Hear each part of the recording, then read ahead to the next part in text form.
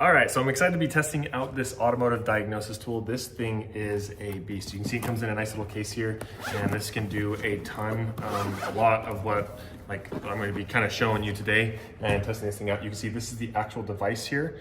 In the device, you have here a power button. You have the HDMI out, and then you also have an Ethernet cord here. You have a power button here. So this thing connects to the internet. Wi-Fi is how I have it, but it looks like you can actually do this through a port here as well. And then on the back, you have the nice little scanner device. This plugs into your car. I'll show you where to plug that in just a minute. And then up top here is where you can take a picture if you wanted to. And then right here is the actual power button. So we're going to turn this thing on. You can see I already had it set up. So once you get this thing actually turned on, you will have to go through and just quickly set up an account and connect it to Wi-Fi is how I'm doing it, or you could do it to an internet source. But before we show you how to use this part, I do want to show you everything else that does come with this case. So you can see on the other side of this case, this part opens up here. And then in here, you have some general instructions, and then you have a little adapter for your outlet. So depending on where you're located, you can put a different adapter on. I'm in the United States, so I put the United States adapter on here. That's how you charge the device on this. So you have a nice little charging block, and then you also have these right here. So you have lots of different options to utilize this thing, and there's just general instructions. I like that there's a nice little place to keep all of this together.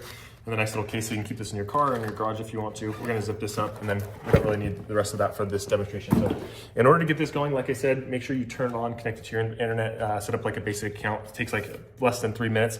Then from there, you're going to grab this little thing right here, and this plugs into your car. So I have a Toyota Tacoma here, and depending on your make and model, it may be in slightly different places. Let me see if I can get a view of where mine is. So you can see underneath here, this is where we're gonna be plugging it into right there. So we're just gonna take this and plug it in. Before you plug this in, you do wanna make sure your car's started. So I'm gonna start my car real quick and get this plugged in, but just for reference, that's where it's gonna go. Okay, so we're gonna start up the truck here. Then we're going to plug this part in.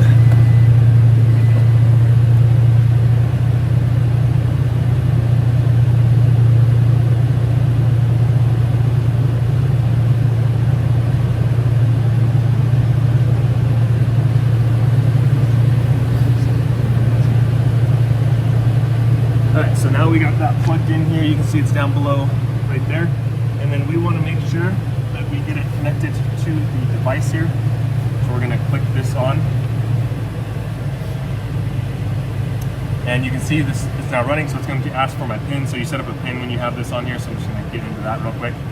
And then you see Bluetooth disconnected, connect it to confirm. So we need to hit confirm here. Make sure that this is connected. So we're going to go back to home. We're going to exit out of this. This is what you see when you're running the diagnosis. So you can see it's now connected. Once you plug it in, it should connect almost automatically.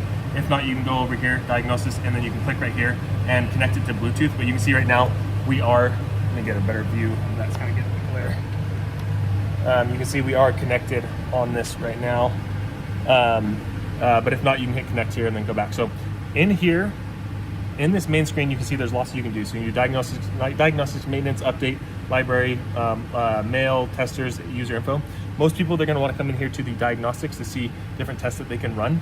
Once you are in here, you're going to select the make and model of your vehicle. Like I said, mine is a Toyota Tacoma, so we're going to come down here to Toyota. We're going to click on that, and as you can see, it pretty much has all of the different vehicles that you're going to need. Chances are your vehicle is going to be in here.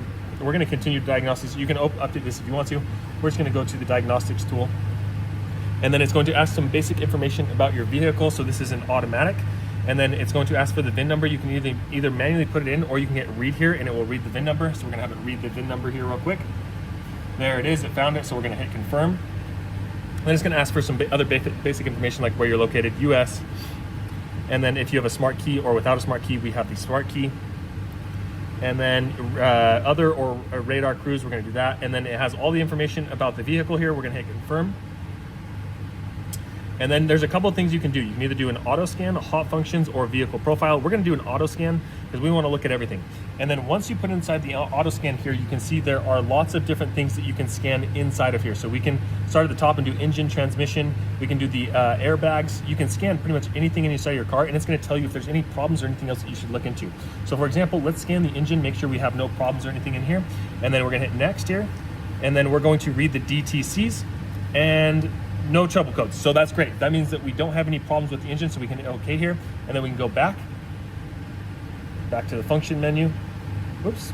We're gonna stay here, and you can see then we have this little green check mark saying no DCC.